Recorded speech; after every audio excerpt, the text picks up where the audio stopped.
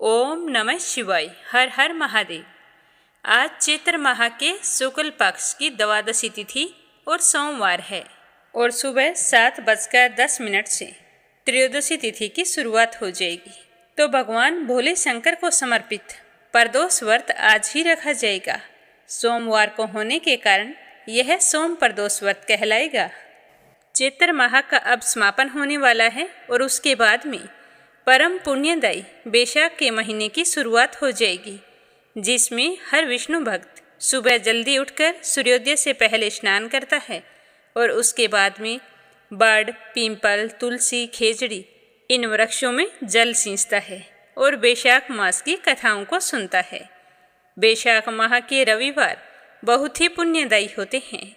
वैशाख रविवार के व्रत करके इस दिन आख के पौधे की पूजा अर्चना की जाती है। तो जो भी विष्णु भक्त वैशाख का स्नान करते हैं वे इस बात का ध्यान रखें और पूरे नियम से वैशाख स्नान करें। इसी चैनल पर आप सभी श्रोताओं के लिए वैशाख मास की पौराणिक कथा प्रस्तुत की जाएगी।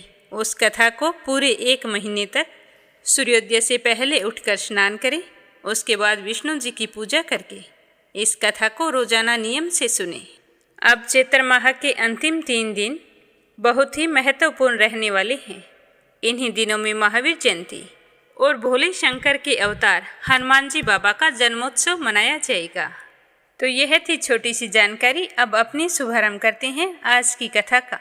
रोजाना की तरह आज भी अपने सबसे पहले सुनेंगे गणेश जी भगवान की कहानी।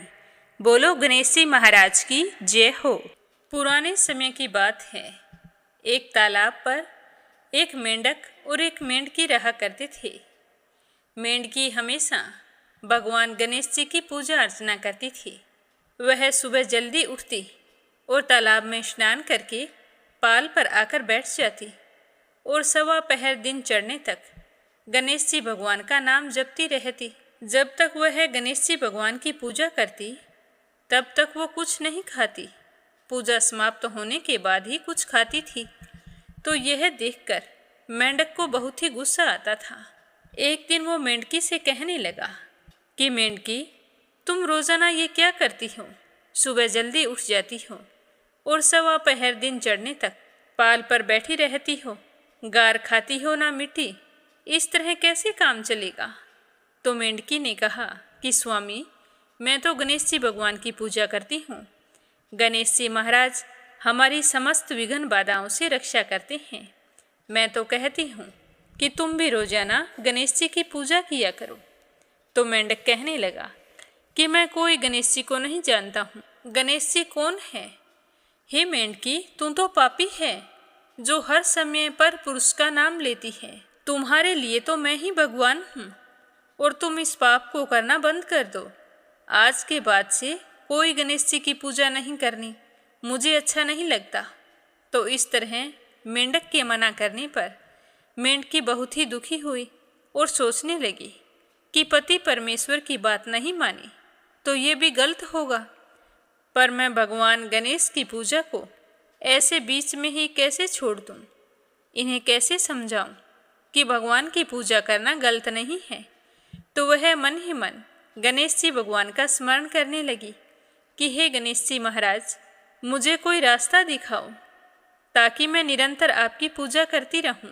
तो मेंढकी के इस तरह पुकारने पर गणेश जी महाराज की माया से एक दिन राजा की एक दासी आती है और जैसे ही वो तालाब में पानी भरने के लिए अपना मटका डुबोती है तो मेंढक और मेंढकी दोनों पानी के साथ उस घड़े में चले जाते हैं और दासी उस घड़े को उठाकर राजमहल में आ जाती है। वहां आकर वह सीधे ही उस घड़े को चूल्हे पर चढ़ा देती है, नीचे आग जला देती है। तभी मेंढकी तो गणेश जी भगवान का स्मरण करने लगती है। तो जैसे जैसे पानी गर्म होता जाता है तो मेंढकी को तो इस बात का बिल्कुल भी पता नहीं चलता कि पानी गर्म हो रहा है। मेंढक कहता है कि मेंढकी, मैं तो जल रहा हूँ, यहाँ से निकलने का कोई उपाय सोचो, आज हम दोनों की यहीं पर जान निकल जाएगी। तो मेंढकी कहने लगी कि स्वामी, आप कैसे जल रहे हैं? मुझे तो ठंडी ठंडी सेब आ रही है। मैं तो गणेश जी भगवान की पूजा कर रही हूँ। और पूजा समाप्त होने तक कुछ ना कुछ उपाय तो निकल ही आएगा। तो मेंढक कहने लगा कि जब तक तुम्हारी पूजा समाप्त होगी तब तक तो यह पानी उबल जाएगा और मेरी तो जान निकल जाएगी। आज तुम कुछ कर तुम्हारे गणेश जी भगवान से बोल कि हमारी जान बचाए। अगर आज वो ऐसा करते हैं तो मैं भी तुम्हारे साथ रोजाना गणेश जी भगवान की पूजा किया करूँगा। क्योंकि मेंढक के यह समझ में आ गया था कि इतने गर्म पानी में मेंढकी आराम से बैठी है तो इसकी रक्षा गणेश जी भगवान ही कर रहे हैं। मैंने उनका अपमान करके बहुत बड़ी गलती कर दी है। तो अपने स्वामी को इस तरह पानी में जलता हुआ देखकर मेंढकी गणेश जी भगवान को याद करती है और कहती है कि हे गणेश जी भगवान, आज तक मैंने आपकी पूजा की है, उसका फल मुझे यही दो कि आज मेरे पति की जान बचाओ। तो मेंढकी के इस तरह स्मरण करने पर गणेश जी भगवान प्रसन्न हो जाते हैं और थोड़ी ही देर में दो सांड लड़ते हुए वहाँ आते हैं और लड़ते लड़ते उस गड्ढे से टकरा जाते हैं, जिससे वह गड्ढा फूट जाता है और मेंढक और मेंढकी दोनों संकट से मुक्त होकर तालाब में चले जाते हैं। और फिर दूसरे दिन से मेंढक और मेंढकी सुबह जल्दी उठते हैं, स्नान करके सवा पहर दिन चढ़ने तक गणेश जी भगवान की पूजा करते हैं। तो मेंढक को इस तरह गणेश जी भगवान की पूजा करते हुए देखकर मेंढकी को बहुत ही खुशी होती है और वह मन ही मन गणेश जी भगवान का धन्यवाद करने लगती है। हे गणेश जी महाराज, जिस तरह आपने मेंढक व मेंढकी के संकटों को दूर किया, वैसे ही सबके कष्ट दूर करना। जो भी आपकी इस कथा को सुने, सुनाए या हुंकारा भरे, उसकी सारी मनोकामनाएं पूर्ण करना। बोलो गणेश जी महाराज की जय हो। प्रेम से बोलो शिव परिवार की जय हो। एक बार भगवान भोलेनाथ और माता पार्वती जी मृत्युलोक में घूमने की इच्छा से आए हुए थे और घूमते घूमते शिव और गौरी विदर्भ देश के अमरावती नामक नगरी में जा पहुँचे, जो कि बहुत ही सुंदर थी। वहाँ जाकर उन्होंने देखा कि वह नगरी तो सभी प्रकार के सुखों से परिपूर्ण है और उस नगरी में एक बहुत ही सुंदर शिवालय था जो वहाँ के राजा ने बनवाया था। तो उस मंदिर में जाकर भगवान भोलेनाथ और पार्वती जी निवास करने लगे। एक दिन माता पार्वती जी ने भगवान से कहा कि हे प्रभु, आज तो मेरा मन कर रहा है कि हम दोनों चौसर पासा खेलें। तो भगवान शंकर ने कहा कि ठीक है, लेकिन हम दोनों खेलेंगे तो हमारी हार जीत का फैसला कौन करेगा। उसी समय माँ पार्वती की नज़र मंदिर के बूढ़े ब्राह्मण पर पड़ी जो पूजा करने के लिए आया हुआ था। तो माता ने ब्राह्मण को देखकर कहा कि पुजारी जी, हम दोनों चौसर पासा खेल रहे हैं, आप हमारे हार जीत का फैसला कर देना। तो ब्राह्मण ने बिना सोचे समझे झट से कह दिया कि इसमें खेलने की कोई ज़रूरत नहीं है, इस खेल में तो भगवान भोलेनाथ ही जीतेंगे। तो माता पार्वती जी को मन ही मन गुस्सा आया। फिर शिव और पार्वती जी दोनों चौसर पासा खेलने लगे। कुछ समय बाद दोनों की बाजी समाप्त हुई और माँ पार्वती जी जीत गई। माता पार्वती को ब्राह्मण के झूठ बोलने पर बड़ा ही क्रोध आया और उन्होंने कहा कि हे ब्राह्मण, तुम ब्राह्मण होकर झूठ बोलता है, मैं तुझे श्राप देती हूँ कि तुझे इसी समय कोढ़ हो जाए। तो माता पार्वती के इस तरह के श्राप को सुनकर शिव जी भी बड़े हैरान हुए और वो माता पार्वती को समझाने लगे कि पार्वती जी, ऐसा कहना ठीक नहीं है, एक ब्राह्मण को आपने इस तरह से श्राप दे दिया। लेकिन पार्वती जी ने शिव जी की एक भी बात नहीं सुनी और वहाँ से चलने लगी। तो भगवान शिव जी भी माँ पार्वती के साथ चले गए। कोढ़ से पीड़ित हुआ वह ब्राह्मण नाना प्रकार के कष्टों को भोगने लगा। धीरे धीरे करके उसके सारे शरीर में कोढ़ फैल गया। ऐसे में वह बहुत ही परेशान और दुखी रहने लगा। इसी तरह कई महीनों बीत गए। एक दिन की बात है कि देवलोक की अप्सराएं शिवजी की पूजा करने के लिए उसी मंदिर में आई हुई थी। तो उनकी नज़र उस ब्राह्मण पर पड़ी जो कोढ़ के कारण बड़ा ही कष्ट पा रहा था। तो उन अप्सराओं को उस पर दया आ गई वे सारी उस पुजारी जी के पास जाकर कहने लगी कि हे ब्राह्मण देवता, आप तो भले चंगे थे, हम हमेशा आते हैं पूजा करने के लिए, अब अचानक से आपको क्या हो गया? आपको इस तरह से पूरे शरीर में कोढ़ कैसे हो गया है? बहुत कष्ट हो रहा होगा। तो अप्सराओं की बात सुनकर पुजारी जी ने हाथ जोड़कर कहा कि मुझे तो पार्वती माता ने श्राप दे दिया है। यह कहते हुए उसने सारी घटना अप्सराओं को बता दी। तो वो सुनकर कहने लगी कि हे ब्राह्मण देव, तुम दुखी मत हो, भगवान भोलेनाथ ही आपके सारे कष्टों को दूर करेंगे। लेकिन तुम्हें 16 सोमवार के व्रत पूरे विधि विधान और भक्ति भाव से करने होंगे और 17वें सोमवार के दिन पाव सेर पवित्र गेहूं के आटे की रोटी बनाना, उसके बाद घी और गुड़ मिलाकर चूरमा बनाना और चूरमा बनाकर भगवान भोलेनाथ को प्रसाद चढ़ाना। बाकी के प्रसाद को मंदिर में उपस्थित भक्तों में बांट देना। ऐसा करने से तुम्हारी सारी मनोकामनाएं पूर्ण होंगी। ऐसा कहकर वे अप्सराएं मंदिर में पूजा करने लगी और पूजा समाप्त करके देवलोक को चली गई। अब ब्राह्मण भी पूरे विधि विधान से सोमवार के व्रत करने लगा। ऐसे में भगवान भोलेनाथ की कृपा से ब्राह्मण का कोढ़ जड़ने लगा। कुछ समय बाद भगवान शंकर जी और माता पार्वती जी फिर उसी मंदिर में पधारे। तब तक वह ब्राह्मण कोढ़ मुक्त हो चुका था। तो माँ पार्वती को यह देखकर बड़ी ही हैरानी हुई और वह ब्राह्मण को बुलाकर पूछने लगी कि हे ब्राह्मण, तेरा कोढ़ कहाँ गया? तू तो भला चंगा है, मैंने तुझे श्राप दिया था। तो वह ब्राह्मण कहने लगा कि मैंने तो 16 सोमवार के व्रत किए थे, उसी व्रत के प्रभाव से मैं कोढ़ मुक्त हो गया हूँ। तो यह सुनकर पार्वती माता बहुत ही प्रसन्न हुई और पुजारी से कहने लगी कि तुम मुझे 16 सोमवार व्रत की विधि बतलाओ। तो पुजारी जी ने सारी विधि माता पार्वती जी को बता दी। अब माँ पार्वती भी उसी दिन से 16 सोमवार व्रत करने लगी। लगातार 16 सोमवार तक व्रत किया।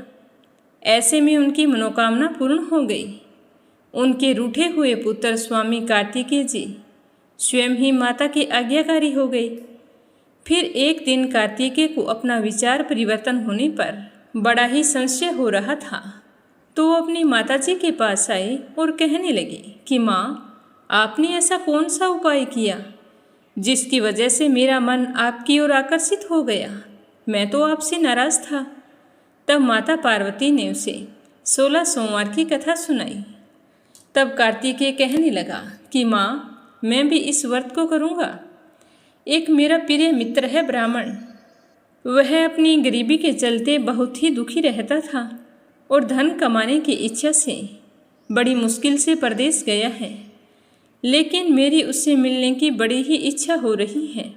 अतः हे माता, आप मुझे 16 सोमवार व्रत की सारी विधि बतलाइए, मैं भी इस व्रत को करना चाहता हूँ।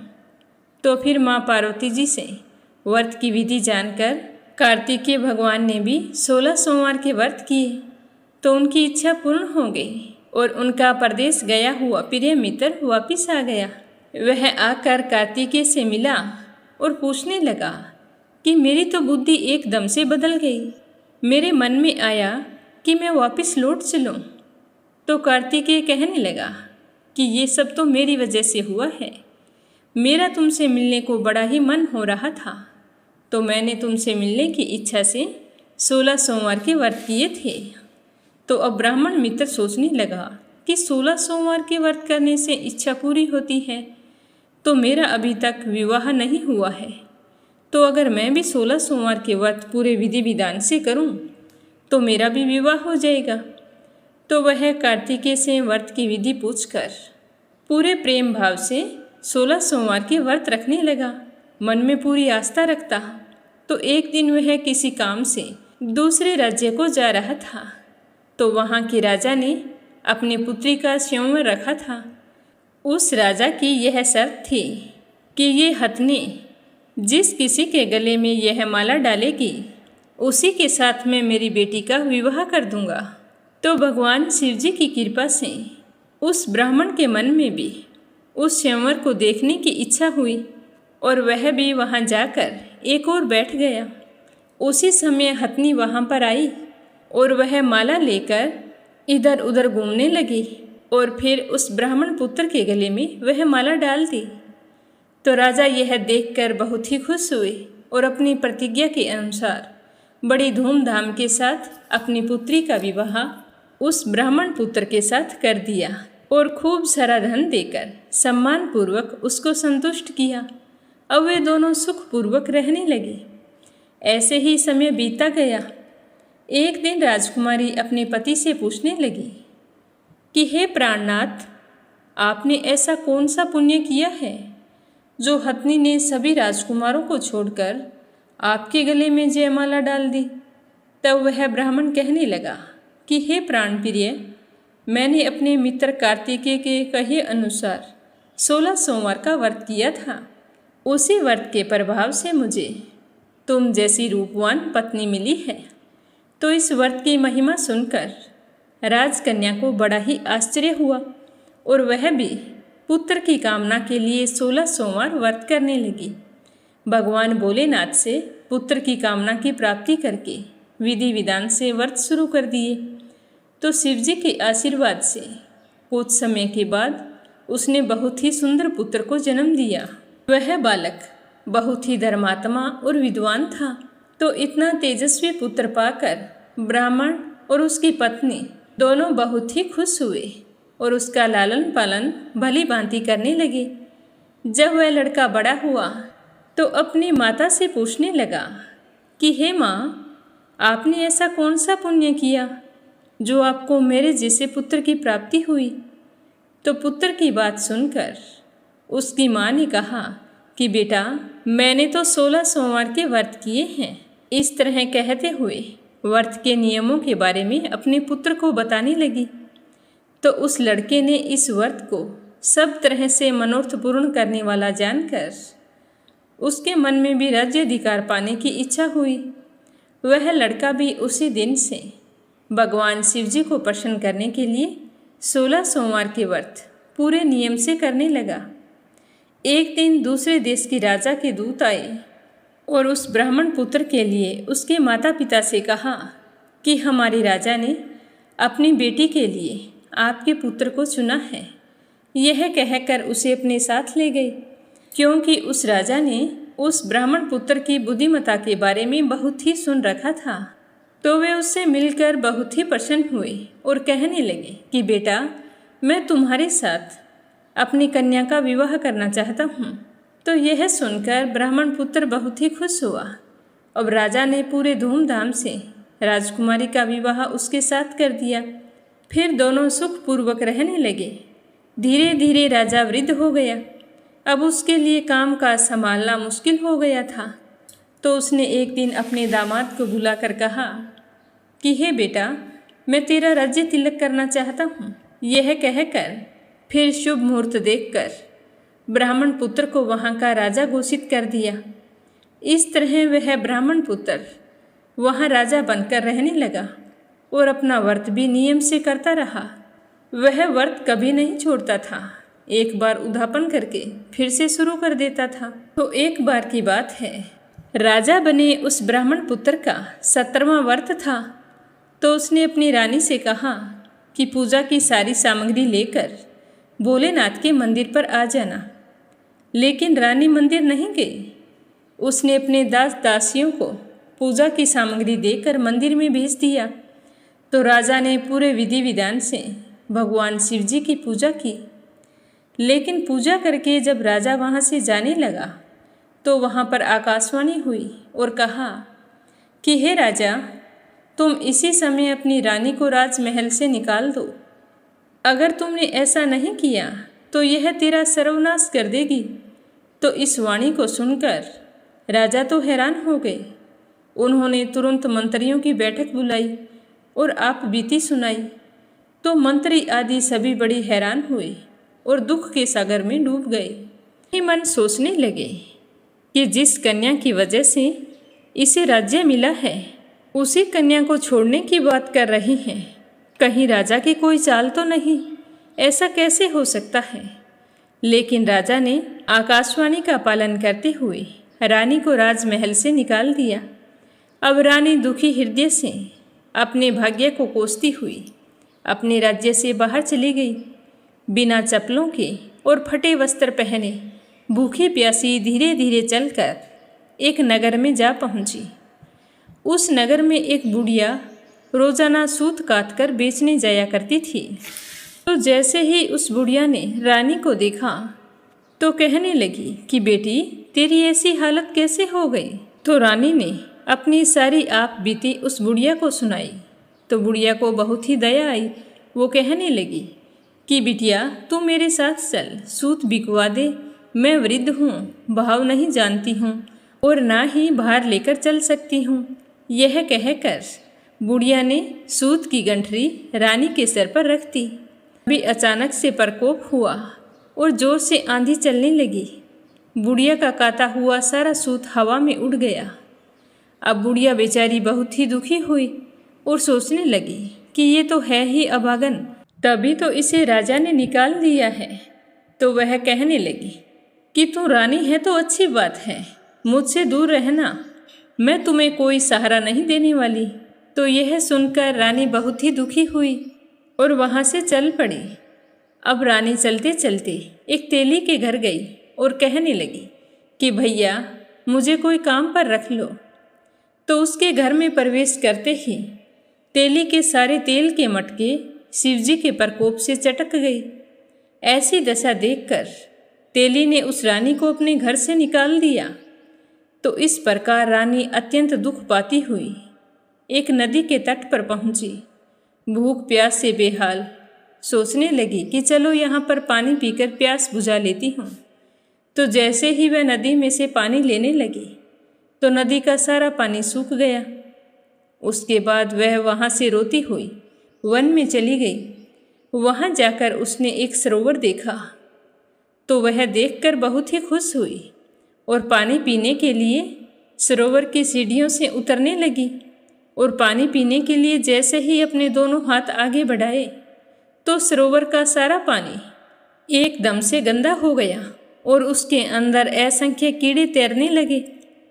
तो रानी अपने भाग्य को कोसती हुई उसी गंदे जल को पीकर अपनी प्यास बुझाई और फिर आराम करने के लिए एक पेड़ की शीतल छाया में विश्राम करने के लिए लेटी। तो उस पेड़ की सारी पत्तियां झड़ गई। अब ऐसे ही रानी जिस पेड़ के नीचे जाती तो पेड़ की सारी पत्तियां अपने आप झड़ जाती।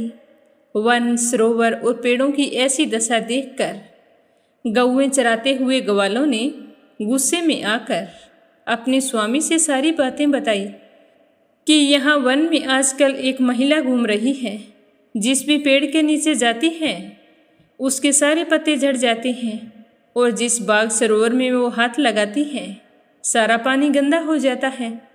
तो गौओं के लिए ना चारा है ना पानी है। तो यह सुनकर गोसाई बाबा को बहुत ही गुस्सा आया और ग्वालों को कहा कि तुम उसको पकड़कर मेरे पास लेकर आओ। तो गोसाई बाबा के कहे अनुसार ग्वाले रानी को पकड़कर बाबा के पास ले आई। तो रानी के मुख की कांति और शरीर की शोभा देखकर गोसाई बाबा जान गए कि यह कोई दोष से पीड़ित है, इसमें इसकी कोई गलती नहीं है। ऐसा सोचते हुए गोसाई बाबा ने रानी से कहा कि हे बेटी, मैं तुमको पुत्री के समान रखूँगा, तुम मेरे आश्रम में ही निवास करो और तुम्हें किसी प्रकार का कष्ट नहीं होने दूंगा। तो गोसाई बाबा के ऐसे वचन सुनकर रानी को थोड़ी सी दिलासा मिली और वह वहीं आश्रम में निवास करने लगी। आश्रम में रानी खाना बनाती तो खाने में कीड़े पड़ जाते, पानी भरकर लाती तो वह पानी गंदा हो जाता और उसमें कीड़े ही कीड़े तैरने लगते। अब इस तरह देखकर गोसाई बाबा भी बहुत ही दुखी हो गए और रानी से कहने लगे कि बेटी, तुझ पर कौन से देवता का कोप है? ऐसा तूने क्या कर दिया है जिसकी वजह से तेरी ये दशा हो गई है? तो बाबा की बात सुनकर रानी कहने लगी कि हे बाबा, मेरे पति ने मुझे शिवजी की पूजा करने के लिए शिवालय बुलाया था, लेकिन मैं स्वयं ना जाकर मेरी दासियों को वहाँ पर भेज दिया। ऐसा कहकर रानी ने पूरी कथा बाबा को सुनाई। तो रानी की सारी बात सुनकर बाबा ने इस कोप से मुक्त होने के लिए रानी से कहा कि हे पुत्री, तुम 16 सोमवार के व्रत पूरे विधि विधान से करो। अब वह बाबा की बात मानकर रानी 16 सोमवार के व्रत पूरे नियम से करने लगी। जब रानी के 16 सोमवार व्रत पूरे हुए और जब उसने 17वें सोमवार का व्रत किया और रोज की तरह भगवान भोलेनाथ की पूजा कर रही थी, तो भगवान शिवजी के प्रभाव से राजा के मन में अपनी रानी का विचार उत्पन्न हुआ और वो सोचने लगे कि मेरी रानी को गए हुए कितना समय हो गया है, ना जाने बेचारी कहाँ कहाँ भटक रही होगी। उसका तो मैं ही सहारा था और उसी की वजह से मुझे ये राज्य मिला था। मैंने तो उसके साथ अन्याय कर दिया है। अब मुझे जाकर उसे ढूंढना चाहिए। शिवजी की कृपा हो कि वह मुझे सही सलामत मिल जाए। ऐसा मन में निश्चय करके राजा ने सैनिकों को बुलाया और चारों दिशाओं में रानी की तलाश करने के लिए भेज दिया। अब सैनिक चारों दिशाओं में ढूंढने लगे। ढूंढते ढूंढते गोसाई बाबा के आश्रम में जा पहुँचे। वहाँ रानी को देखकर सैनिक बहुत ही खुश हुए और गोसाई बाबा से कहा कि बाबा, ये रानी है और इसे हम साथ लेने आए हैं। तो सैनिकों की बात सुनकर गोसाई बाबा ने रानी को साथ भेजने से मना कर दिया। तो सैनिक चुपचाप लौट आए। महल में आकर राजा को सारी बात बताई। तब राजा स्वयं रानी को लेने के लिए गोसाई बाबा के आश्रम पर गए और पुजारी जी से प्रार्थना करते हुए कहने लगे कि हे महाराज, जो देवी आपके आश्रम में रहती है वो मेरी पत्नी है। शिवजी के कोप से मैंने इसका त्याग कर दिया था और अब से इन पर शिवजी का कोप शांत हो गया है।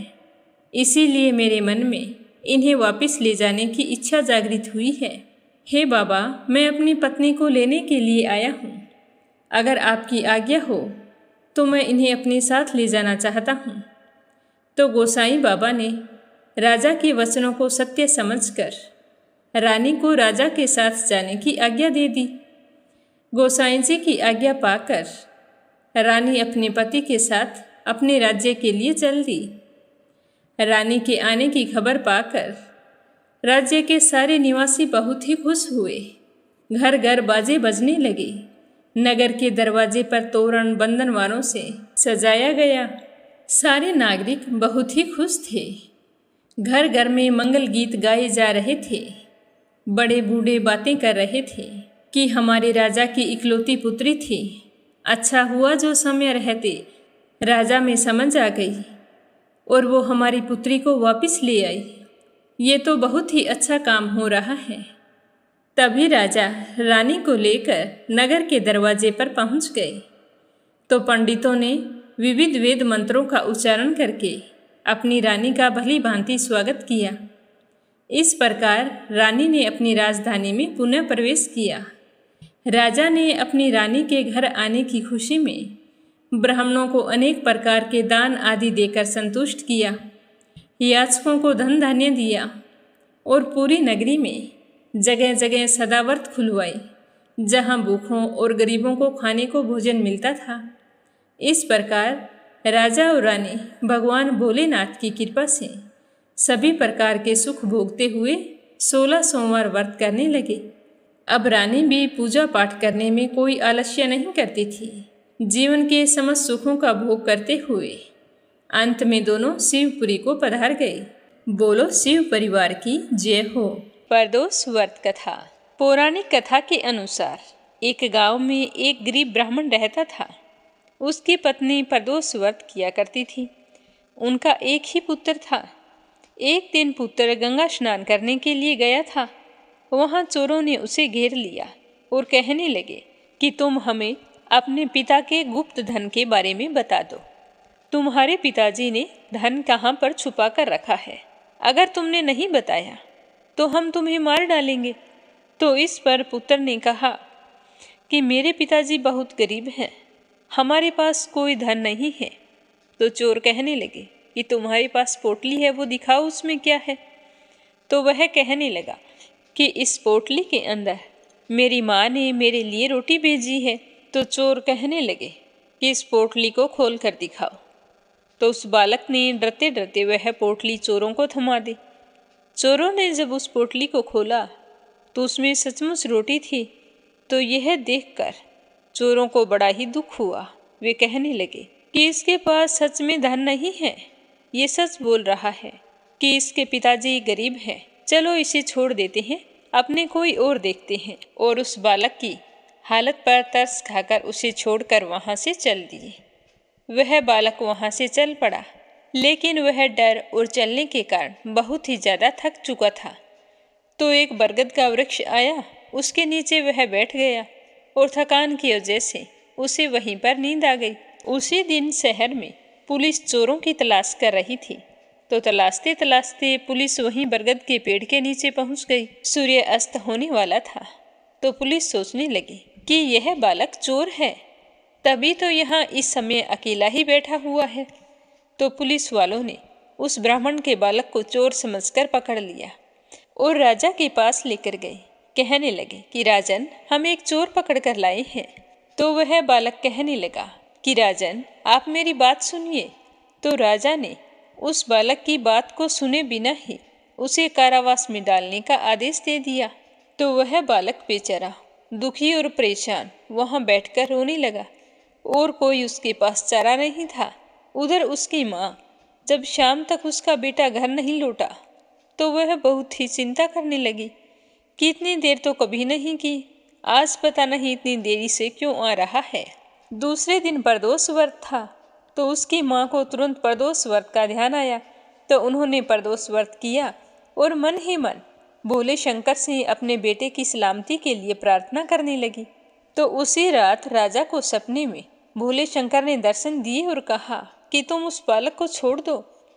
अगर तुमने ऐसा नहीं किया तो मैं तुम्हारे सारे धन वैभव को नष्ट कर दूंगा। सुबह हुई तो राजा अपने सपने के बारे में सोचने लगे और फिर उस बालक को बुलवाया और उससे पूछा कि बेटा तुम कौन हो। तो उसने सारी सच्चाई बता दी। तो उससे सच सुनने के बाद में राजा ने उस बालक के माता पिता को दरबार में बुलाया। तो राजा के आदमी जैसे ही उस बालक के घर गए तो उस बालक की माँ तो बुरी तरह से डर गई कि पता नहीं क्या काम है, राजा ने हमें क्यों बुलाया है, हमारा बेटा सकुशल है या नहीं है। तो बेचारे गरीब ब्राह्मण ब्राह्मणी दोनों हाथ जोड़े हुए डरे सहमे हुए से राजा के सामने प्रस्तुत हुए और वहां जाकर राजा को प्रणाम करके नीचे मुंह करके खड़े हो गई। तो राजा ने मुस्कुराते हुए कहा कि तुम इस तरह से क्यों खड़े हो, तुम्हारा बालक तो इतना निडर और निर्दोष है और आप इस तरह हाथ जोड़कर सर झुकाकर क्यों खड़े हो। आपने कोई गुनाह नहीं किया है जो आप इस तरह से खड़े हैं। मैं तुम्हारे बालक से बहुत ही प्रसन्न हूँ। इसने मुझे आपके बारे में सब कुछ बता दिया है। आज के बाद तुम दोनों गरीब नहीं रहोगे। मैं तुम्हारी दरिद्रता और गरीबी के कारण मैं तुम्हें 5 गांव दान में देता हूँ। तो इस तरह ब्राह्मण, उसकी पत्नी और उनका बेटा हंसी खुशी राजा को प्रणाम करते हुए अपने घर की ओर चल पड़े। तो भगवान शिव की कृपा से उनकी सारी गरीबी दूर हो गई और वे तीनों हंसी खुशी रहने लगे। बोलो भोले शंकर की जय हो। अगली कहानी सुनेंगे राजा अम्बरीश की। राजा अम्बरीश भगवान श्री हरि के परम भगत थे। उनके पास खूब धन दौलत था। 7 द्वीप, अचल संपत्ति और अतुल ऐश्वर्य के शासक होने के बाद भी इन सब चीजों को वो सपने के समान समझते थे। राजा अम्बरीश का मानना था कि जिस धन वैभव के लोभ में पड़कर मनुष्य घोर नरक में जाता है, वह केवल 4 दिन की चांदनी होती है। राजा अम्बरीश का भगवान श्री कृष्ण में और उनके प्रेमी साधुओं में परम प्रेम था। उन्होंने अपने मन को श्री कृष्ण के चरणों में और वाणी को भगवान के गुणों का गान करने में, हाथों को श्री हरि के मंदिर में मार्जन में और अपने कानों को भगवान की मंगलमयी कथा के सुनने में लगा रखा था। उन्होंने अपने नेत्रों को श्री हरि के विग्रह व मंदिरों के दर्शन में, नासिका को उनके चरण कमलों पर चढ़ी श्रीमती तुलसी की दिव्य गंध में और जीवा को भगवान के प्रति अर्पित निवेद प्रसाद में संलग्न कर दिया था। राजा अम्बरीश के पैर भगवान के क्षेत्र आदि की पैदल यात्रा करने में लगे रहते थे और वे सिर से भगवान श्री कृष्ण के चरण कमलों की वंदना किया करते थे। इस प्रकार उन्होंने अपने सारे कर्म यज्ञ पुरुष इंद्रियातीत भगवान के प्रति उन्हें सर्वात्मा एवं सर्वरूप समझकर समर्पित कर दिए थे और भगवत ब्राह्मणों की आज्ञा के अनुसार ही वे इस पृथ्वी पर शासन करते थे। तो इस तरह राजा अम्बरीश की अनन्य प्रेममयी भक्ति से प्रसन्न होकर भगवान ने उनकी रक्षा के लिए सुदर्शन चक्र को नियुक्त किया था, जो हमेशा राजा अम्बरीश की रक्षा के लिए तैयार रहता था। एक समय की बात है, राजा अम्बरीश अपनी पत्नी के साथ भगवान श्री कृष्ण की आराधना करने के लिए 1 वर्ष तक द्वादशी प्रधान एकादशी व्रत करने का नियम लिया था। व्रत की समाप्ति होने पर कार्तिक महीने में उन्होंने 3 रात का उपवास किया और एक दिन यमुना जी में स्नान करके भगवान श्री कृष्ण की पूजा करके पहले ब्राह्मणों को भोजन करवाया, फिर सुसज्जित गौएं उन ब्राह्मणों के घर भेज दी। इस तरह से ब्राह्मण देवताओं को अच्छी तरह खुश करके उनसे आज्ञा लेकर व्रत के पारण की तैयारी करने लगे। तो उसी समय ऋषि दुर्वासा वहां पर पहुंच गए, जो श्राप और वरदान देने में माहिर थे। ऋषि दुर्वासा को देखते ही अम्बरीश उठकर खड़े हो गए, आसन देकर उन्हें बैठाया और विविध सामग्रियों से उनके चरणों में प्रणाम करके भोजन के लिए प्रार्थना की। दुर्वासा जी ने राजा अम्बरीश की प्रार्थना स्वीकार कर ली और कहने लगे कि भोजन तो मैं करूँगा, पर पहले स्नान करके आऊँगा। तो वह नदी तट पर चले गए। वहाँ पर ब्रह्मा जी का ध्यान करते हुए यमुना के पवित्र जल में स्नान करते रहे और उधर राजा अम्बरीश के पारण का समय बीतता जा रहा था। द्वादशी केवल 1 घड़ी भर की शेष रह गई थी। तो राजा अम्बरीश तो धर्म संकट में पड़ गए। तो ब्राह्मणों से परामर्श करने लगे, कहने लगे कि ब्राह्मण देवताओं, ब्राह्मण को बिना भोजन करवाए स्वयं खा लेना और द्वादशी रहते पारण ना करना, दोनों में ही दोष है। इसीलिए आप मुझे ऐसा कोई उपाय बताओ जैसा करने में मेरी भलाई हो और मुझे पाप ना लगे। मुझे क्या करना चाहिए? तो सारे ब्राह्मण विचार करके कहने लगे कि श्रुतियों में ऐसा कहा गया है कि जल पी लेना भोजन करना भी है और नहीं करना भी है। इसीलिए इस समय तुम जल से पारण कर लो। तो ऐसा निश्चय करके मन ही मन भगवान का चिंतन करते हुए राजा अम्बरीश ने जल पी लिया और फिर दुर्वासा जी के आने का इंतजार करने लगे। दुर्वासा जी आवश्यक कर्मों से निवृत्त होकर यमुना तट से लौट आए। जब राजा ने आगे बढ़कर उनका अभिनंदन किया, तब उन्होंने अनुमान से ही समझ लिया कि राजा अम्बरीश ने पारण कर लिया है। तो उन्हें गुस्सा आ गया। उस समय दुर्वासा जी बहुत भूखे थे, तो वो क्रोध से थर थर कांपने लगे और उन्होंने हाथ जोड़कर खड़े राजा अम्बरीश से कहा, अरे इसे देखो तो सही, यह कितना क्रूर है। धन के मद में मतवाला हो रहा है। भगवान की भक्ति तो इसे छू नहीं सकती। यह अपने आप को समर्थ मानता है, इससे बड़ा तो कोई है ही नहीं। इसने तो आज धर्म का उल्लंघन करके बड़ा अन्याय किया है। मैं यहाँ पर इनका अतिथि बनकर आया था, पर यह मुझे खिलाए बिना ही स्वयं भोजन कर लिया है। ये मेरे क्रोध से नहीं बच सकता। यह कहकर राजा अम्बरीश से कहने लगे कि जो गलती तुमने की है उसकी सजा तो तुम्हें भुगतनी पड़ेगी। मुझे भोजन करवाए बिना तुमने व्रत का पारण कैसे किया? इस तरह बोलते बोलते दुर्वासा ऋषि क्रोध से जल उठे। उन्होंने अपनी एक जटा उखाड़ी और जमीन पर डाल दी। उससे एक राक्षसी उत्पन्न हुई। तो ऋषि दुर्वासा ने उससे कहा कि राजा अम्बरीश को मार डालो।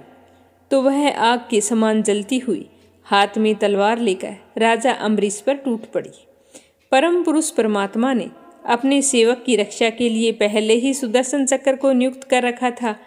तो जैसे आग क्रोध से गुर्राते हुए सांप को भस्म कर देती है, वैसे ही सुदर्शन चक्र ने दुर्वासा जी की कृत्या को जलाकर ढेर कर दिया। जब दुर्वासा जी ने देखा कि मेरी बनाई हुई कृत्या तो जल रही है और सुदर्शन चक्र मेरी ओर आ रहा है, तो वे भयभीत हो गए और अपने प्राणों को बचाने के लिए वहां से भाग निकले। अब आगे आगे ऋषि दुर्वासा और पीछे पीछे सुदर्शन चक्र। तो दुर्वासा ऋषि भागते भागते आकाश, पृथ्वी, अतल वितल आदि नीचे के लोक, समुंदर, लोकपाल और उनके द्वारा सुरक्षित लोकों में एवं स्वर्ग लोक तक पहुंच गए। पर सुदर्शन चक्र उनके पीछे लगा ही रहा। तो इस तरह चक्र को अपने पीछे लगा हुआ देखकर ऋषि दुर्वासा डर गए जब ऋषि दुर्वासा को अपनी रक्षा करने वाला कोई भी दिखाई नहीं दिया तो वो अपने प्राण बचाने के लिए देव शिरोमणि पितामह ब्रह्मा जी के पास गए और बोले कि पितामह, आप तो स्वयंभू हैं, आप इस तेजोमय चक्कर से मेरी रक्षा कीजिए। तो पितामह ने कहा कि दुर्वासा जी, मैं, शंकर जी, दक्ष, भृगु आदि प्रजापति, भूतेश्वर आदि सब जिनके बनाए नियमों में बंधे हैं तथा जिनकी आज्ञा शिरोधार्य करके हम लोग संसार का हित करते हैं, उनके भगत के द्रोही को बचाने में हम समर्थ नहीं हैं। जब पितामह ने इस प्रकार से दुर्वासा जी को निराश कर दिया तो वो भगवान के चक्कर से डरे हुए कैलाशवासी भगवान शंकर की शरण में गए। तो शंकर जी से जाकर रक्षा की गुहार लगाई। तो शंकर जी ने कहा कि दुर्वासा जी, जिनसे पैदा हुए अनेकों ब्रह्मांडों में हमारे जैसे हजारों चक्कर काटते हैं, यह चक्कर उन्हीं विश्वेश्वर का शस्त्र है, तो अपनी जान बचाने के लिए आप उन्हीं की शरण में जाओ। विष्णु भगवान ही तुम्हारा मंगल कर सकते हैं। तो शंकर जी की बात सुनकर निराश होकर दुर्वासा जी श्री हरि के परम धाम बैकुंठ की ओर भाग पड़े। ऋषि दुर्वासा भगवान के चक्कर की आग से जल रहे थे। वे बैकुंठ पहुँचते ही भगवान के श्री चरणों में गिर पड़े। उन्होंने कहा कि हे अच्युत, हे अनंत, आप संतों के एकमात्र इच्छित हैं, प्रभु, संपूर्ण जगत के जीवनदाता, मैं अपराधी हूँ, आप मेरी रक्षा कीजिए। आपका परम प्रभाव न जानने के कारण मैंने आपके प्यारे भक्त का अपराध किया है, प्रभु आप मुझे बचाइए। तो श्री भगवान जी बोले कि दुर्वासा जी, मैं तो सर्वथा भक्तों के अधीन हूँ, मुझ में तनिक भी स्वतंत्रता नहीं है। जो भक्त स्त्री पुरुष ग्रह गुरुजन प्राण तथा इस लोक और परलोक सबको छोड़कर केवल मेरी शरण में आए हैं, उन्हें छोड़ने की तो मैं सोच ही नहीं सकता, तो मैं तुम्हें कैसे बचा सकता हूँ। इसमें कोई संदेह नहीं है कि ब्राह्मणों के लिए तपस्या और विद्या परम कल्याण के साधन है, परंतु यदि ब्राह्मण उदंड और अन्यायी हो जाए तो वे दोनों ही उल्टा फल देने लगते हैं।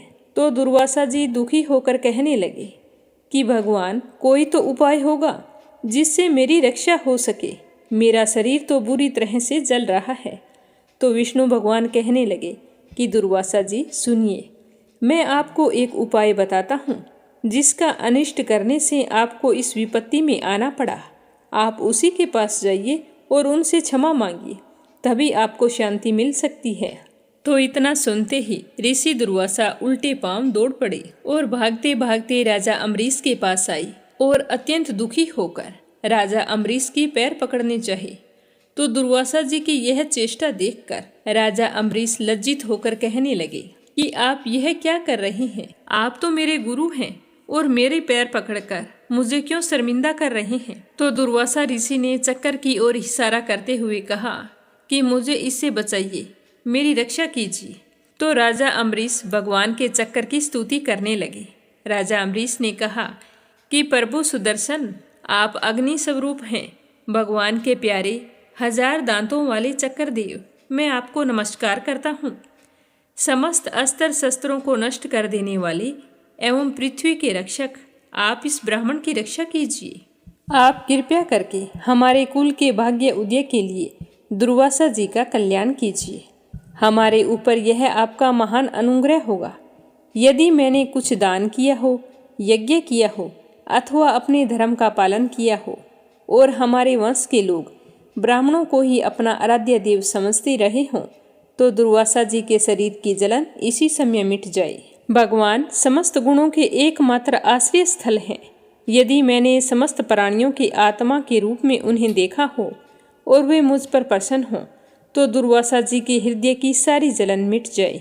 जब राजा अम्बरीश ने सुदर्शन चक्र की इस प्रकार स्तुति की तो उनकी प्रार्थना से वह चक्कर शांत हो गया और दुर्वासा जी चक्कर की आग से मुक्त हो गए। उनका चित्त स्वस्थ हो गया और वे राजा अम्बरीश को अनेकों उत्तम आशीर्वाद देते हुए उनकी प्रशंसा करने लगे।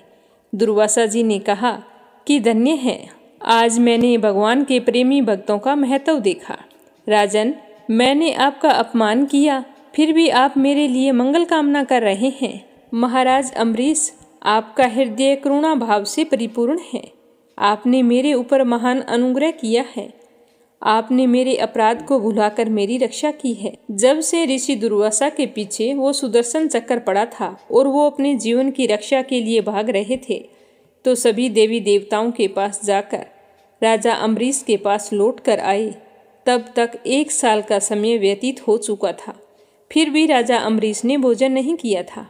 वे ऋषि दुर्वासा के लौटने का इंतजार कर रहे थे, तो उन्होंने दुर्वासा जी के चरण पकड़ लिए और उन्हें प्रसन्न करके विधि पूर्वक भोजन करवाया।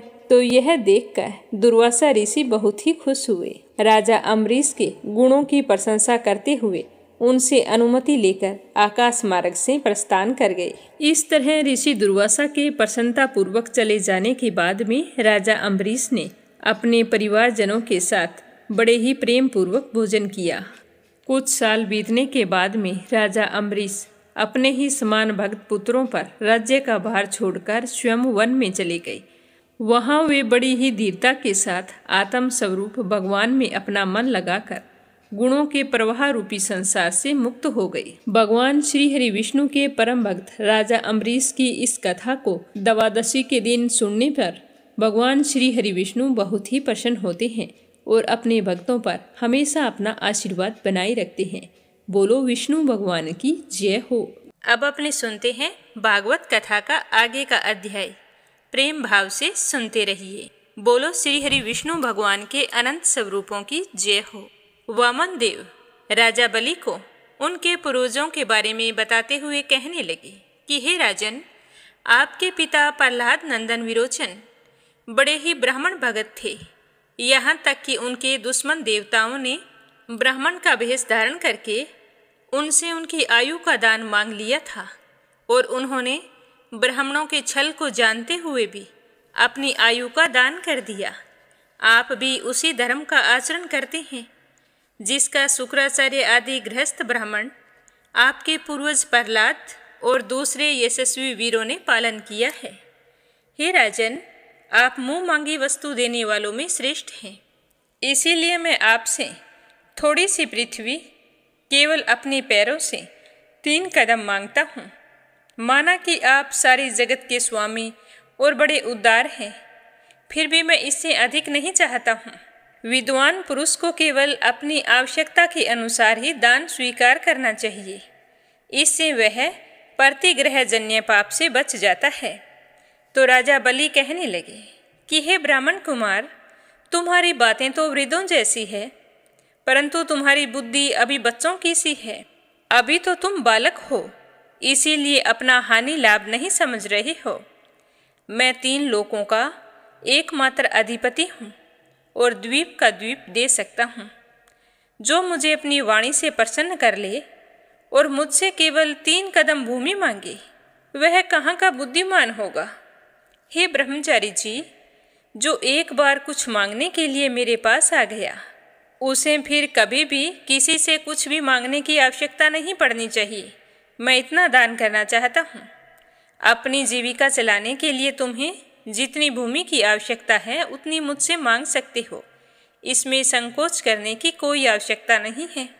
तो राजा बलि की बात सुनकर वामन देव कहने लगे कि हे राजन, संसार के सब प्यारे विषय एक मनुष्य की कामनाओं को भी पूर्ण करने में समर्थ नहीं है। यदि वह अपनी इंद्रियों को वश में रखने वाला संतोषी ना हो। जो 3 कदम भूमि से संतोष नहीं कर लेता, उसे 9 वर्षों से युक्त एक द्वीप भी दे दिया जाए तो भी वह संतुष्ट नहीं हो सकता, क्योंकि उसके मन में तो 7 द्वीप पाने की इच्छा बनी रहेगी। मैंने सुना है कि पृथु, गय आदि नरेश 7 द्वीपों के अधिपति थे, परंतु उतने धन और भोग की सामग्रियों के मिलने पर भी वे तृष्णा का पार नहीं पा सके थे। जो कुछ भी प्रारब्ध से मिल जाए उसी से संतुष्ट रहने वाला पुरुष अपना जीवन सुख से व्यतीत कर सकता है, परंतु अपनी इंद्रियों को वश में ना रखने वाला 3 लोकों का राज्य पाने पर भी दुखी ही रहता है, क्योंकि उसके हृदय में असंतोष की आग धधकती रहती है। धन और भोगों से संतोष ना होना ही जीव के जन्म मृत्यु के चक्कर में गिरने का कारण है, तथा जो कुछ प्राप्त हो जाए उसी में संतोष कर लेना मुक्ति का कारण है। जो ब्राह्मण स्वयं प्राप्त वस्तु से ही संतुष्ट रहता है, उसके तेज की वृद्धि होती है। उसके असंतोषी हो जाने पर उसका तेज वैसे ही शांत हो जाता है जैसे जल से अग्नि होती है। इसमें संदेह नहीं कि आप मुंह मांगी वस्तु देने वालों में शिरोमणि हैं, लेकिन मैं आपसे केवल 3 कदम भूमि ही मांगता हूँ। इतने से मेरा काम तो बन जाएगा। धन उतना ही संग्रह करना चाहिए जितने की आवश्यकता हो। भगवान के इस प्रकार कहने पर राजा बलि हंस पड़े। वो कहने लगे कि हे वामन देव, अच्छी बात है, जितनी तुम्हारी इच्छा हो उतनी तुम ले सकते हो। इस तरह कहकर वामन भगवान को 3 कदम पृथ्वी का संकल्प करने के लिए उन्होंने जल का पात्र उठाया। लेकिन वहाँ खड़े शुक्राचार्य सब कुछ जानते थे। उनसे भगवान की यह लीला छिपी नहीं थी। तो उन्होंने देखा कि राजा बलि तो पृथ्वी देने के लिए तैयार हैं और संकल्प ले रहे हैं। तो शुक्राचार्य जी कहने लगे कि हे विरोचन कुमार, ये स्वयं अविनाशी भगवान विष्णु हैं। देवताओं का काम बनाने के लिए कश्यप जी की पत्नी अदिति के गर्भ से अवतीर्ण हुए हैं। तुमने ये नहीं जाना कि ये तुम्हारा सब कुछ छीन लेंगे। इन्हें दान देने की प्रतिज्ञा कर ली। यह तो दैत्यों पर बहुत बड़ा अन्याय होने जा रहा है। इसे मैं ठीक नहीं समझता हूँ। अतः तुम संकल्प मत लो। स्वयं भगवान ही अपनी योग माया से यह ब्रह्मचारी बनकर यहाँ बैठे हुए हैं।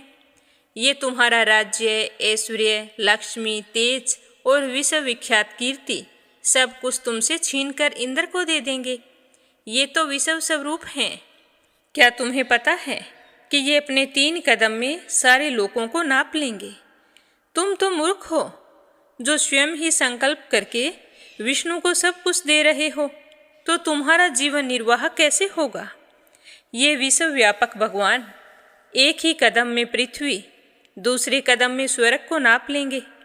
इनके विशाल शरीर से आकाश भर जाएगा और इसका तीसरा कदम तुम कहाँ रखोगे? तुम उसे पूरा नहीं कर सकोगे। हे राजन, मुझे सब कुछ साफ साफ दिखाई दे रहा है।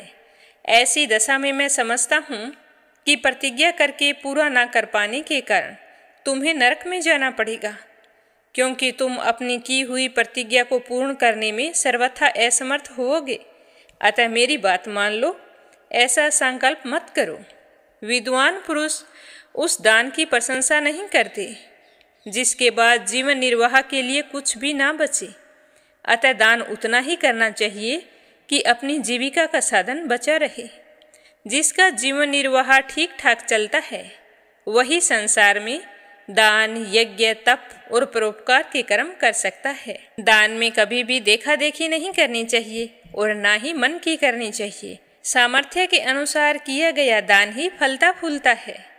जो मनुष्य अपने धन को 5 भागों में बांट देता है, कुछ धर्म के लिए, कुछ यश के लिए, कुछ धन की अभिवृद्धि के लिए, कुछ भोगों के लिए और कुछ अपने स्वजनों के लिए, वही इस लोक और परलोक दोनों में सुख पाता है।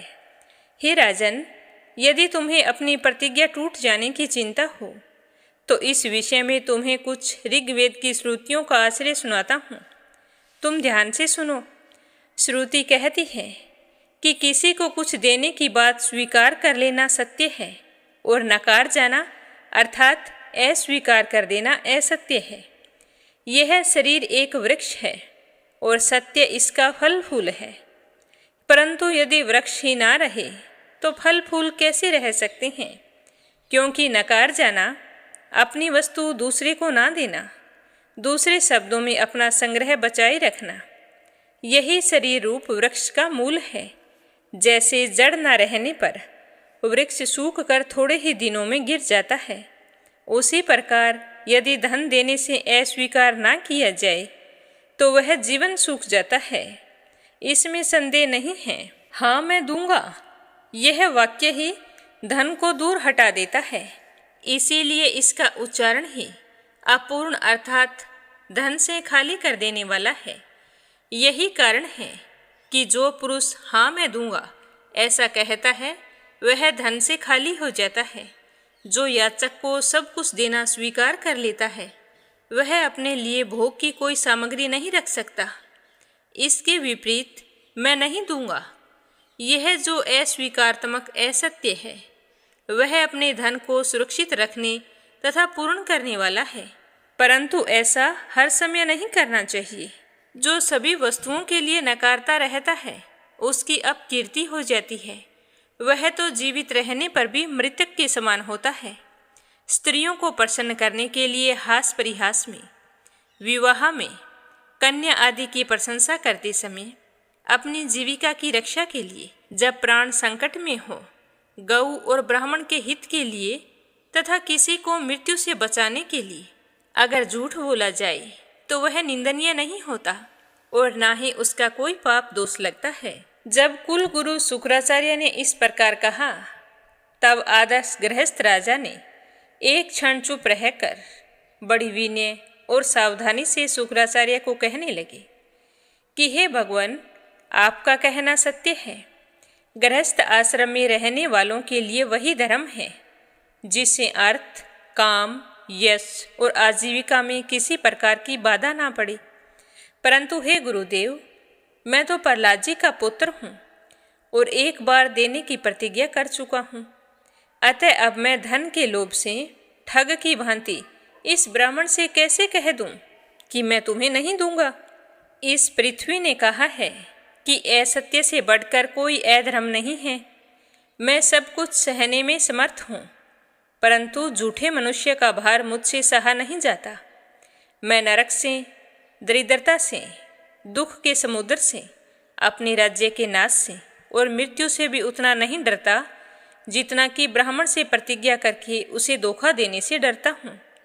इस संसार में मर जाने के बाद धन आदि जो जो वस्तुएं साथ छोड़ देती है, यदि उनके द्वारा दान आदि से ब्राह्मणों को भी संतुष्ट न किया जा सका तो उनके त्याग का लाभ ही क्या हुआ, क्योंकि यह तो एक ना एक दिन छूट ही जाना है।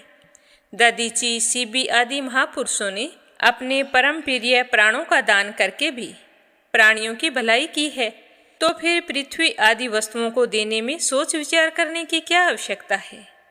हे ब्राह्मण, पहले युग में बड़े बड़े दैत्य राजों ने इस पृथ्वी का उपभोग किया है। पृथ्वी में उनका सामना करने वाला कोई नहीं था। उनके लोक और परलोक को तो काल खा गया, परंतु उनका यश अभी भी पृथ्वी पर ज्यों का त्यों बना हुआ है। हे गुरुदेव, ऐसे लोग संसार में बहुत हैं जो युद्ध में पीठ न दिखाकर अपने प्राणों की बलि चढ़ा देते हैं, परंतु ऐसे लोग बहुत दुर्लभ हैं जो सत्पात्र के प्राप्त होने पर श्रद्धा के साथ धन का दान करें। हे गुरुदेव, यदि उदार और करुणाशील पुरुष अपात्र याचक की कामना पूर्ण करके दुर्गति भोगता है तो वह दुर्गति भी उसके लिए शोभा की बात होती है। फिर आप जैसे ब्रह्मवेता पुरुषों को दान करने से दुख प्राप्त हो, उसके लिए तो क्या कह सकता हूँ। इसीलिए मैं इस ब्रह्मचारी की अभिलाषा अवश्य पूर्ण करूँगा। आप मुझे ऐसा करने से मत रोकिए। वेद विधि के जानने वाले आप लोग बड़े आदर से यज्ञ आदि के द्वारा जिनकी आराधना करते हैं, वे वरदानी विष्णु ही इस रूप में हो अथवा कोई दूसरा हो, मैं इनकी इच्छा के अनुसार इन्हें पृथ्वी का दान करूँगा। मैंने अपने जीवन में कभी कोई अपराध नहीं किया है, फिर भी ये मुझे अधर्म से बांध लेंगे, तब भी मैं इनका अनिष्ट नहीं चाहूँगा, क्योंकि मेरे दुश्मन होने पर भी इन्होंने भयभीत होकर ब्राह्मण का शरीर धारण किया है। यदि ये पवित्र कीर्ति भगवान विष्णु ही हैं, तो ये अपना यश नहीं खोना चाहेंगे, अपनी मांगी हुई वस्तु लेकर ही रहेंगे। मुझे युद्ध में मारकर भी पृथ्वी छीन सकते हैं, और यदि कदाचित ये दूसरे ही हैं तो मेरे बाणों की चोट से सदा के लिए रणभूमि में सो जाएंगे। तो राजा बलि के इस तरह के वचन सुनकर शुक्राचार्य ने देखा कि यह शिष्य गुरु के प्रति अश्रद्धालु है तथा मेरी आज्ञा का उल्लंघन कर रहा है। तब देव की प्रेरणा से उन्होंने राजा बलि को श्राप दे दिया। वे सत्य प्रतिज्ञ और उदार होने के कारण श्राप के पात्र नहीं थे, लेकिन फिर भी गुरु शुक्राचार्य ने उन्हें श्राप दे ही दिया। शुक्राचार्य कहने लगे कि मूर्ख, तू है तो अज्ञानी, परंतु अपने को बहुत बड़ा पंडित मानता है। तू मेरी उपेक्षा करके गर्व कर रहा है। तूने मेरी आज्ञा का उल्लंघन किया है, इसीलिए मैं तुझे श्राप देता हूँ कि तू बहुत ही जल्द अपनी लक्ष्य में खो बैठेगा। लेकिन राजा बलि तो बड़े महात्मा थे। वे अपने गुरुदेव के श्राप देने पर भी सत्य से डिगे नहीं और उन्होंने खुशी खुशी अपने गुरुदेव के श्राप को स्वीकार किया। और फिर उन्होंने अपनी प्रतिज्ञा के अनुसार वामन भगवान की विधि पूर्वक पूजा की और हाथ में जल लेकर 3 कदम भूमि देने का संकल्प कर दिया। उसी समय राजा बलि की पत्नी विंध्यावली, जो मोतियों के गहनों से सुसज्जित थी, वहां आई। वह अपने हाथों में वामन भगवान के चरण पखारने के लिए जल से भरा हुआ सोने का कलश लेकर आई थी, जो राजा बलि को दे दिया। राजा बलि स्वयं बड़े आनंद से उनके सुंदर सुंदर युगल चरणों को धोया। उनके चरणों का वह विश्व पावन जल अपने सर पर चढ़ाया।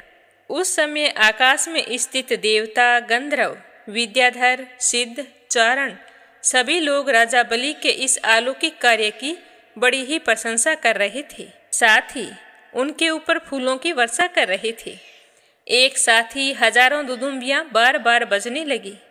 गंधर्व, किम पुरुष और किन्नर गान करने लगे। साथ ही सारे के सारे कह रहे थे कि धन्य है राजा बलि, जिन्होंने ऐसा काम कर दिखाया। यह कार्य हर कोई नहीं कर सकता। दूसरों के लिए तो अत्यंत कठिन है।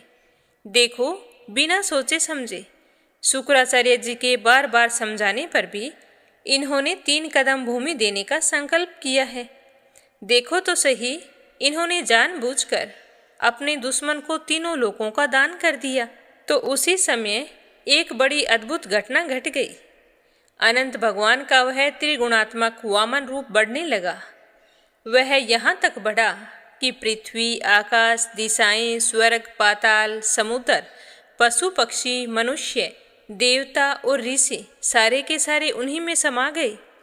ऋत्विज, आचार्य और सदस्यों के साथ बलि ने समस्त ऐश्वर्यों के एकमात्र स्वामी भगवान के उस त्रिगुणात्मक शरीर में पंचभूत, इंद्रिय, उनके विषय, अंतःकरण और जीवों के साथ वह संपूर्ण त्रिगुणमय जगत देखा।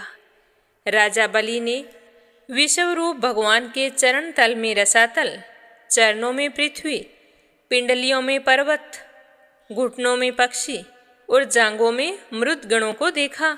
इसी प्रकार भगवान के वस्त्रों में संध्या, गुह स्थानों में प्रजापति गण और जघन स्थान में अपने सहित समस्त असुर गणों को देखा। नाभि में आकाश को देखा, कोख में 7 समुद्र और वक्ष स्थल में नक्षत्र समूह देखे। उन लोगों को भगवान के हृदय में धर्म, स्तनों में मधुर और सत्य वचन, मन में चंद्रमा, वक्ष स्थल पर हाथ में कमल लिए हुए लक्ष्मी जी, कंठ में सामवेद और संपूर्ण शब्द समूह उन्हीं में दिखाई देने लगे। बाहुओं में इंद्र आदि समस्त देवगण, कानों में दिशाएं, मस्तक में स्वर्ग, केशों में मेघमाला, नासिका में वायु, नेत्रों में सूर्य और मुख में अग्नि दिखाई पड़ने लगी। वाणी में वेद, रसना में वरुण, बोहों में विधि और निषेध, पलकों में दिन और रात, विषव रूप के ललाट में क्रोध और नीचे के होठ में लोभ के दर्शन हुए। उनके स्पर्श में काम, वीर्य में जल, पीठ में ऐद्रम, पद विन्यास में यज्ञ, छाया में मृत्यु, हंसी में माया और शरीर के रोमों में सब प्रकार की औषधियाँ दिखाई दी। उनकी नाड़ियों में नदियाँ, नखों में शिलाएं और बुद्धि में ब्रह्मा, देवता और ऋषिगण दिखाई पड़ने लगे। इस प्रकार राजा बलि ने भगवान की इंद्रियों और शरीर में सभी चराचर प्राणियों का दर्शन किया। सर्व आत्मा भगवान में यह संपूर्ण जगत देखकर सबके सब दैत्य अत्यंत भयभीत हो गए। इस समय भगवान के पास असहाय तेज वाला सुदर्शन चक्र, गरजते हुए मेघ के समान भयंकर टंकार करने वाला सारंग धनुष, बादल की तरह गंभीर शब्द करने वाला पांचजन्य शंख, विष्णु भगवान की अत्यंत वेगवती कोमोद की गदा, 100 चंद्राकार चिन्हों वाली ढाल और विद्याधर नाम की तलवार, अक्षय बाणों से भरे 2 तरकस और लोकपालों के साथ भगवान के सुनंद आदि पार्षदगण सेवा करने के लिए उपस्थित हो गए। उस समय भगवान की बड़ी ही शोभा हो रही थी। मस्तक पर मुकुट, बाहुओं में बाजूबंद, कानों में मरकतमणि कुंडल, वक्षस्थल पर श्रीवत्स चिन्ह, गले में कौस्तुभ मणि, कमर में मेखला और कंधे पर पीताम्बर शोभायमान हो रहा था। वे 5 प्रकार के पुष्पों की बनी हुई वनमाला धारण किए हुए थे, जिस पर भंवरे गुंजार कर रहे थे।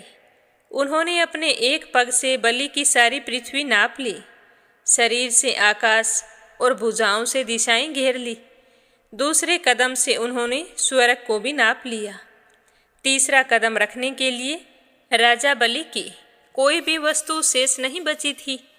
भगवान का वह दूसरा कदम ऊपर की ओर जाता हुआ महरलोक, जनलोक और तपलोक से भी ऊपर सत्यलोक में पहुंच गया। इस तरह भगवान का चरण कमल सत्यलोक में पहुंच गया। उसके नख चंद्र की छटा से सत्यलोक की आभा फीकी पड़ गई। स्वयं पितामह भी उसके प्रकाश में डूब गए। उन्होंने मरीचि आदि ऋषियों, सनंदन आदि नैष्ठिक ब्रह्मचारियों एवं बड़े बड़े योगियों के साथ भगवान के चरण कमल की आगवानी की। वेद, उपवेद, नियम, यम, तर्क, इतिहास, वेदांग और पुराण संहिताएं, जो ब्रह्मलोक में मूर्तिमान होकर निवास करते हैं, तथा जिन लोगों ने योग रूप से वायु से ज्ञान अग्नि को प्रज्वलित करके कर्म मल को भस्म कर डाला है, वे महात्मा सारे के सारे भगवान के चरण की वंदना करने लगे।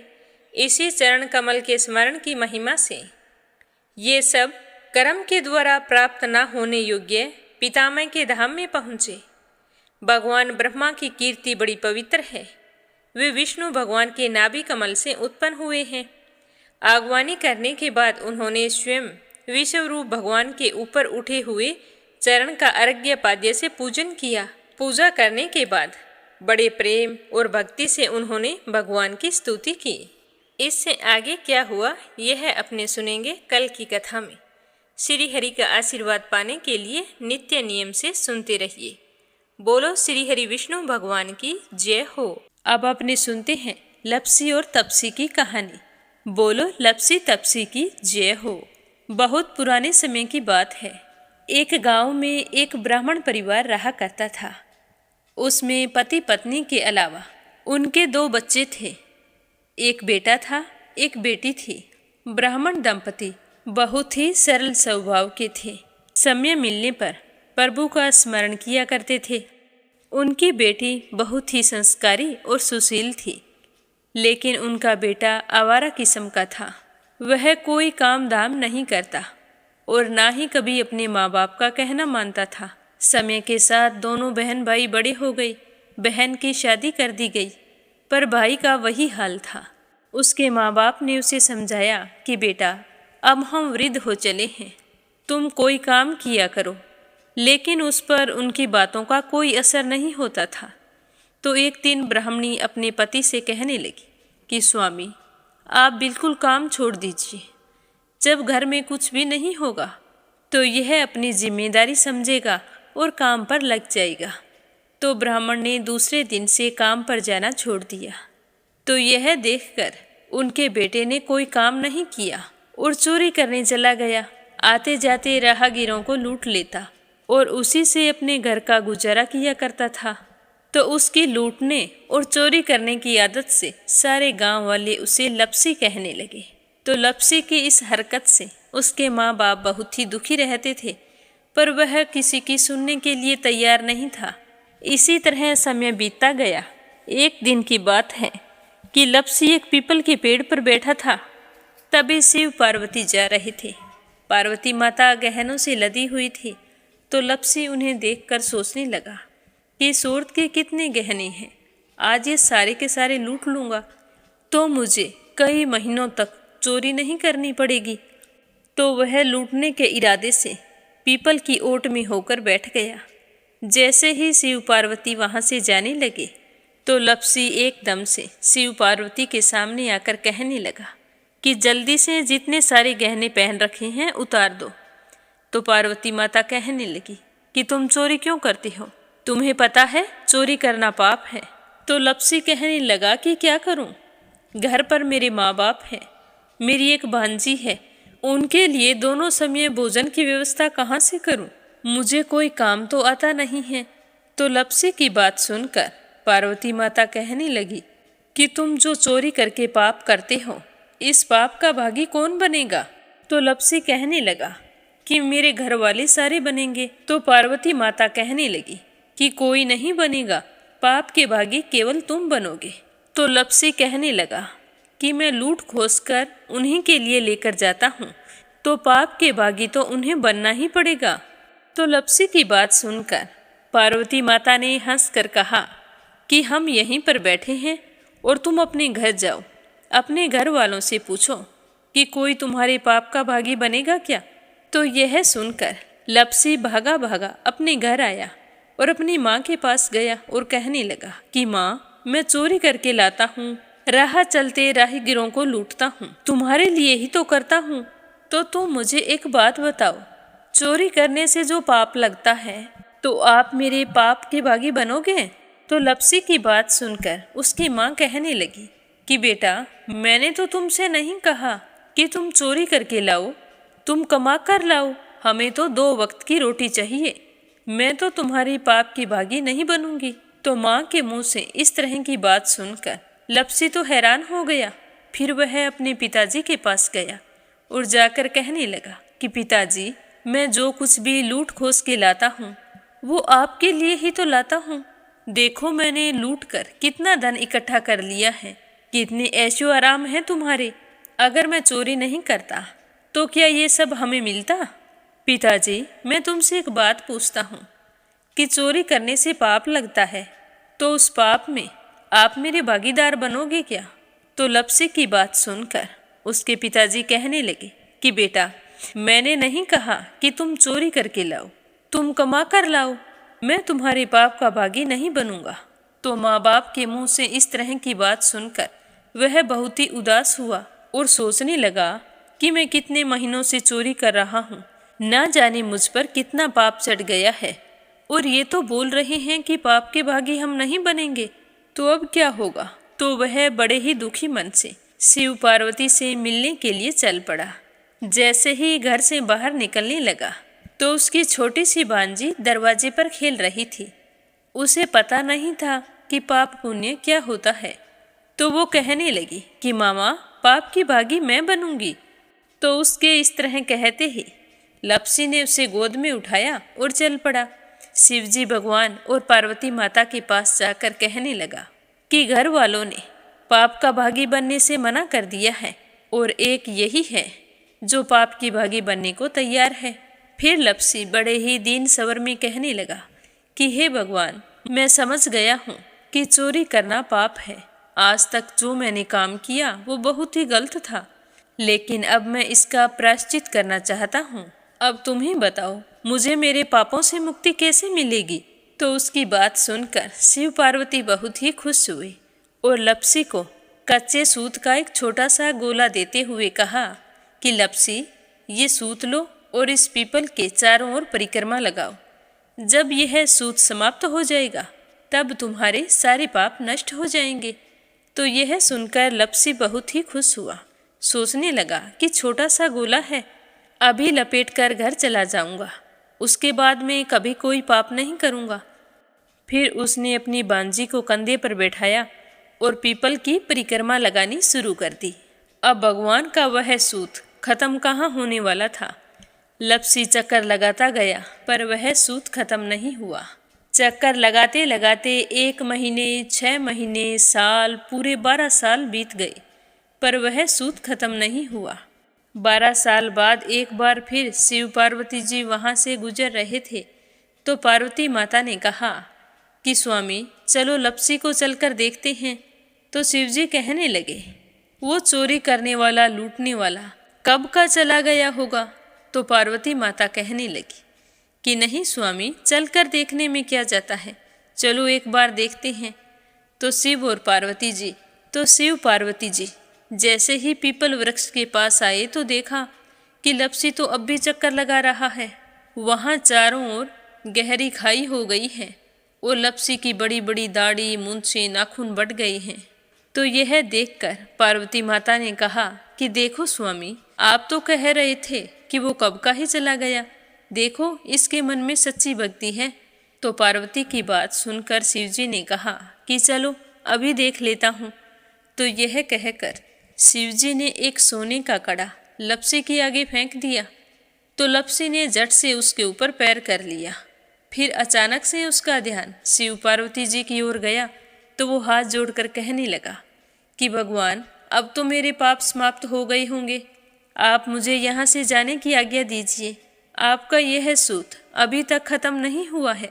तो शिवजी भगवान ने कहा कि तुम्हारे पाप कर्म भी अभी तक पूरे नहीं हुए हैं। तो शिवजी की बात सुनकर लपसी कहने लगा कि भगवान, मुझे पूरे 12 वर्ष हो गए हैं आपकी भक्ति करते करते, और अब भी आप मुझ पर शक कर रहे हैं। तो शिवजी ने कहा कि अपना पैर उठाओ। तो जैसे ही लपसी ने अपना पैर उठाया तो उसके पैर के नीचे सोने का कड़ा था।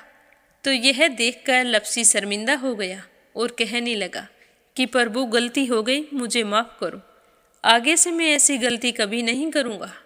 तो शिवजी कहने लगे कि नहीं लपसी, तुम्हारा पाप ऐसे पूरा नहीं हो सकता। अब तुम्हें 12 वर्ष तक और इसी तरह परिक्रमा करनी होगी, उसी के बाद तुम्हारे पाप समाप्त होंगे। यह कहकर शिव पार्वती वहाँ से चले गए और वह फिर से पीपल के पेड़ की परिक्रमा करता रहा। करते करते 12 साल बीत गए। 12 साल बाद में शिव पार्वती जी वहाँ पर आए तो उन्होंने देखा कि आज भी वो वहीं पर चक्कर लगा रहा है। तो शिवजी ने फिर उसके सामने सोने की अंगूठी फेंकी, पर उसने कोई ध्यान नहीं दिया। तो शिवजी भगवान प्रसन्न होकर कहने लगे कि हे लपसी, आज से तुम मेरी तपस्या करके तपसी बन गए हो। मैं तुम्हें वरदान देता हूँ कि तुम अपने जीवन में सारे सुखों को प्राप्त करेगा। और तूने 24 बरस तक मेरी भक्ति की है, इसका फल भी तुझे अवश्य मिलेगा। जो भी औरत गाय और कुत्ते की रोटी नहीं बनाएगी, उसका पुण्य फल तुम्हें मिलेगा। आंगन लीप कर दहलीज नहीं लीपेगी, तो उसका पुण्य फल भी तुझे ही मिलेगा। अगर हमारे घर की बहन बेटी को हम सूट, तीवल या साड़ी भेंट स्वरूप देते हैं, तो साथ में मोली का धागा और कुछ रुपये नहीं देंगे, तो उसका पुण्य फल भी तुम्हें ही मिलेगा। अगर कोई दिए से दिया जलाएगा, तो उसका पुण्य फल भी तुम्हें ही मिलेगा। अगर व्रत और पूजा पाठ में सारी कहानी सुन ले और तुम्हारी कहानी ना सुने, तो उसका पुण्य फल भी तुम्हें ही मिलेगा। कहा जाता है कि तभी से सुबह पहली रोटी गाय की और सुबह की अंतिम रोटी छोटी बनाई जाती है, और शाम को अंतिम रोटी बड़ी बनाई जाती है जो कुत्ते की होती है। और दिए से दिया भी नहीं जलाया जाता। और घर की बहन बेटियों को सूट और तीवल के साथ भेंट स्वरूप कुछ रुपए भी जरूर दिए जाते हैं। और उसी दिन से हर व्रत कथा के बाद में लपसी तपसी की कहानी जरूर सुनी जाती है। और कथा समाप्त होने पर कहा जाता है कि लपसी का फल लपसी को मिले, तपसी का फल तपसी को मिले। हमारी पूजा पाठ का, हमारे व्रत का और हमारी कहानी का पुण्य फल हमें मिले। बोलो लपसी तपसी की जय हो। तो ये थी लपसी और तपसी की कहानी। लपसी तपसी 2 भाई नहीं थे। लपसी और तपसी एक ही आदमी का नाम था। लूट कर लाता था, इसीलिए उसे लपसी के नाम से पुकारते थे। और फिर भगवान की तपस्या करने के कारण उसे तपसी के नाम से जाना जाने लगा। बोलो लपसी तपसी की जय हो। अब अपने सुनेंगे कथा सुनने वाले प्यारे श्रोताओं के नाम। आज का पहला कमेंट है संजय, सोनिया, हिताक्षी, दीपेश, मयंक, हरियाणा से। दूसरा है यूएन तिवारी, इंदिरा तिवारी, लखनऊ से। और तीसरा है श्यामवती, सुषमा, विष्णु, कार्तिक, पूर्वी, रुपेश, शिवम, निष्ठा, हरियाणा से। श्रीमती शर्मा, अलीगढ़ से। सुरेंद्र कुमार, श्रीमती रजनी देवी, दुआंसी, लविसा, सोनीपत से। आशा शर्मा, विष्णु, ज्योति, अंशु, भीलवाड़ा से। दिल्ली बहादुर भंडारी, सरिता भंडारी, नम्रता भंडारी, सूरज भंडारी, नेपाल से। रजनी बड़ोला, उत्तराखंड से। आरती खैरावर अगरखर से। नर बहादुर पाल भागीरथी पाल नेपाल से। बीना देविका कनिका वाशने अलीगढ़ से। श्रीमती शर्मा अलीगढ़ से। राधा रोहिला दिल्ली से। विमला नेपाल से। रेखा धर्मेंद्र शर्मा जयपुर से। गीता गोस्वामी सुनीता गोस्वामी पीहू गोस्वामी मेरठ से। सुशील परबा गीता गुप्ता रुड़की से। उषा शर्मा राजस्थान से। निर्मला सिसोदिया दिल्ली से। सुनीता पंवार कृषु पंवार मध्य प्रदेश से। कमला देवी भीलवाड़ा से। सुदेश शर्मा बीके शर्मा लुधियाना से। शोभा कुंवर पुरोहित अहमदाबाद से। निर्मला पांचाल करनाल से। श्वेता रितेश स्वीटी रितु प्रिंस यूवी लक्ष्मी गुरुचरण साहू उड़ीसा से। श्रीचंद यादव गया बिहार से। कमला गुरुग्राम से। के लक्ष्मण दास उमरकोट से। श्रीमती यशोदा अंजलि बबली विकी उड़ीसा से। नीलम जायसवाल हैदराबाद से। चंद्रकांता दिल्ली से। अपराजिता मीना श्रीवास्तव नेपाल से। उषा जांगिड़ सोजत सिटी से।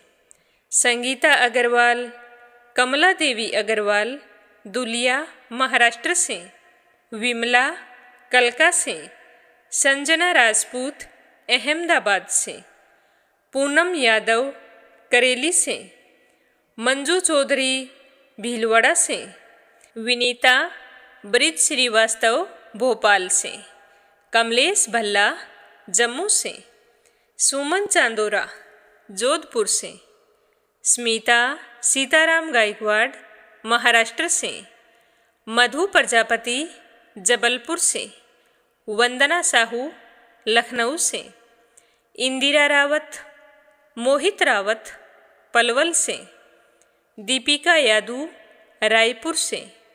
शांताबेन वाघेला गुजरात के मंडल से। सरला रानी करनपुर से। सावित्री ईश्वरलाल राजेश मीनू निखिल रामचंदानी गाजियाबाद से। रीना साहू झांसी से। ईशा साहू ध्रुव साहू झांसी से।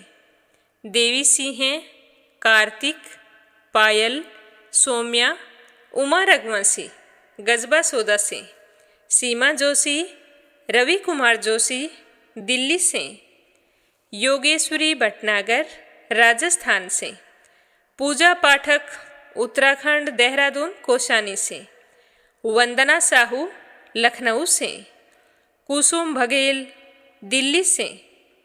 झरना देवी देवघर से। राधिका मिश्रा जानवी मिश्रा गौरी मिश्रा।